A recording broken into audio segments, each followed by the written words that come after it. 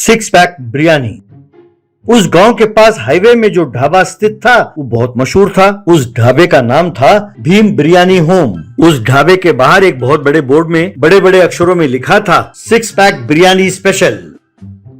उस ढाबे का मालिक का नाम था संतोष। एक बार एक आदमी आया और बिरयानी का पार्सल ले जाते हुए, ये क्या? मैंने बाहर बोर्ड देखा और सोचा कि एक बिरयानी का पैसा लेकर तुम 6 पैकेट बिरयानी बनाकर दोगे, लेकिन आप तो एक ही बिरयानी पैकेट दे रहे हो। तब संतोष, अरे 6 पैक बिरयानी में नहीं, इसे परोसने वालों में है, उन वेटरों को देखो, ऐसा कहा। तब उसने देखा कि वहाँ पर 3 वेटर थे, राजेश, रूपेश और भूपेश। उन तीनों का 6 पैक बॉडी था। तब उन्हें देखकर ग्राहक 6 पैक कहकर आप इन्हें दिखा रहे हैं। यूं कहकर वहाँ से चला गया।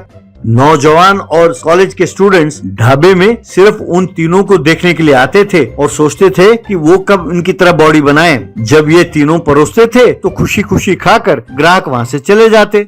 इतना ही नहीं, वे तीनों कभी कभी लोहे के सरिये को मोड़ते थे और टेबल के ऊपर ईंटें रखकर उन्हें एक ही मार से तोड़ते थे और ऐसे कई करतब करते थे और लोगों का मनोरंजन करते थे। एक दिन 2 व्यक्ति ढाबा आए। भूपेश आकर उनसे, आप क्या लेंगे सर? उनमें से जिस व्यक्ति ने टोपी पहना था वो, 2 बिरयानी लाना भैया। तुम्हारा नाम क्या है?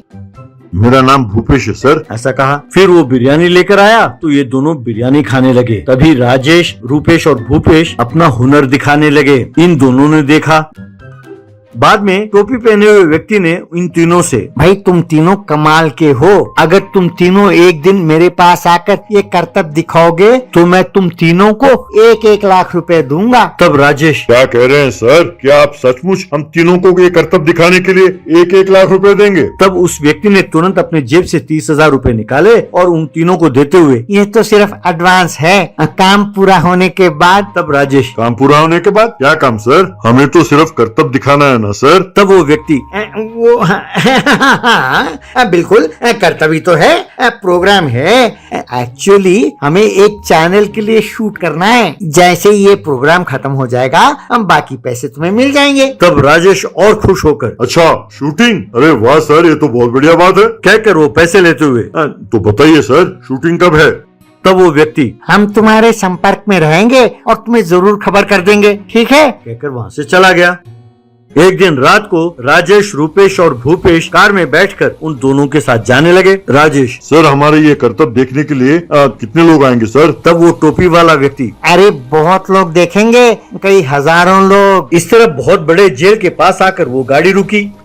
सभी गाड़ी से उतरे। भूपेश, ये क्या सर, यहाँ इतना अंधेरा क्यों है? नाइट इफेक्ट का शूटिंग है क्या? टोपी पहना व्यक्ति, हाँ, इससे ज्यादा रोशनी नहीं होगी, इसे एटमॉस्फेयर कहते हैं। बहुत कम रोशनी होगी, आजकल यही रिवाज है। जैसे जैसे तुम्हारे कर्तव्य बढ़ते जाएंगे रोशनी धीरे धीरे बढ़ती जाएगी। अब तुम्हारे प्रदर्शन के लिए तुम्हारे सामने वो मंच है, वो जो जेल का सेट बनाया है इसी के लिए बना है। अंदर हर कदम कदम पर CCTV कैमरा रखे हैं जो तुम्हारी हरकतों को रिकॉर्ड करेंगे। तुम तीनों को एक बहुत बड़े डंडे को पकड़कर उस दीवार को फाड़ना होगा। दीवार फाड़कर तुम्हें 112 नंबर के कमरे में जाना होगा। उस कमरे में सलाखों के पीछे चक्रधर चौहान नाम का देशभक्त कैद है। वो बहुत बढ़िया एक्टर है। तुम तीनों को जाकर उन्हें बचाना होगा और चुपचाप उन्हें बाहर ले आना होगा। ये हमारा पहला एपिसोड है, इसमें तुम तीनों हीरो हो। भाई तुम्हें अपना ताकत का प्रयोग करना होगा और जेल की सलाखों को मोड़ देना होगा। बाद में तीनों को अंदर जेल के कमरे में जाना होगा। वहाँ राजेश को अपने दम से जोर से मारकर ताले को तोड़ना होगा। तब चक्रधर चौहान बाहर आएगा। ये सब होने से रोकने के लिए पुलिस वाले दौड़े दौड़े आएंगे। तब भूपेश को पिस्तौल दिखाकर, भाई नकली है, दिखाकर पुलिस वालों को धमकाना होगा। समझ गए ना? बस तुम तीनों को अपने एक्टिंग का कमाल दिखाना होगा, ठीक है? तब राजेश, सर कमाल है सर, बहुत मजेदार है। वैसे सर इस सीरियल का नाम क्या है और इसका डायरेक्टर कौन है सर? तब वो व्यक्ति, भाई मैं ही इसका डायरेक्टर हूँ, मेरा नाम है राम नेपाल वर्मा और इस सीरियल का नाम है 1.5 दिमाग 6 पैक वाले। तो तुम तैयार हो? Okay, start, camera, action. ऐसा कहा। तब तीनों ने बहुत बड़ा डंडा लिया और जेल के दीवार को फांदा। अंदर गए, सलाखों को मोड़कर जेल का ताला तोड़ा और चक्रधर चौहान को बाहर निकाला और वापस आ रहे थे कि तभी संतरी वहां पहुंचा। तब भूपेश ने उसकी ओर पिस्तौल को ताना और उसे धमकाकर किसी तरह चक्रधर चौहान को बाहर ले आए।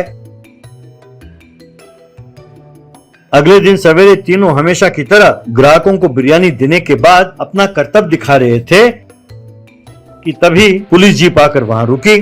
जीप से इंस्पेक्टर और पुलिस वाले उतरे और सीधा ढाबा के अंदर आए। इन तीनों से इंस्पेक्टर, बंद करो ये सब। तुम तीनों ने मिलकर कल रात को इंटरनेशनल स्मगलर चक्रधर चौहान को जेल से छुड़ाया और अब यहाँ आकर बिरयानी सर्व कर रहे हो। क्यों? तुम तीनों उस इंटरनेशनल गैंग के मेंबर हो ना, और यहाँ हुलिया बदल कर बिरयानी सर्व कर रहे हो। तब वो तीनों एक दूसरे को देखकर हंसने लगे और यानी अभी तक एपिसोड जारी है। क्यों सर, क्या ये क्लाइमैक्स सीन है? तब इंस्पेक्टर ने लाठी से उन्हें बहुत मारा और अरे कमीनो, ये तुम्हें टीवी सीरियल नजर आ रहा है। ऐसा कहा। तब रूपेश, सचमुच के पुलिस की तरह हमें क्यों मार रहे हैं सर? तब रूपेश, पहले हमें वो सीसीटीवी कैमरा के फुटेज तो दिखाइए, देखते हैं हमने एक्टिंग कैसे की है। इंस्पेक्टर ने फिर से उन्हें मारा और अपने मोबाइल फोन का रिकॉर्डिंग उन्हें दिखाया। इंस्पेक्टर, लगता है किसी कमीने ने तुम्हें ये विश्वास दिलाया कि ये टीवी सीरियल का शूटिंग है और तुम तीनों से ये हरकत कराया। कमबख्तो, अब चलो जेल, कहकर फिर से मारने लगे। तब वो तीनों, बाप रे सर, ये सब उस राम नेपाल वर्मा ने किया है।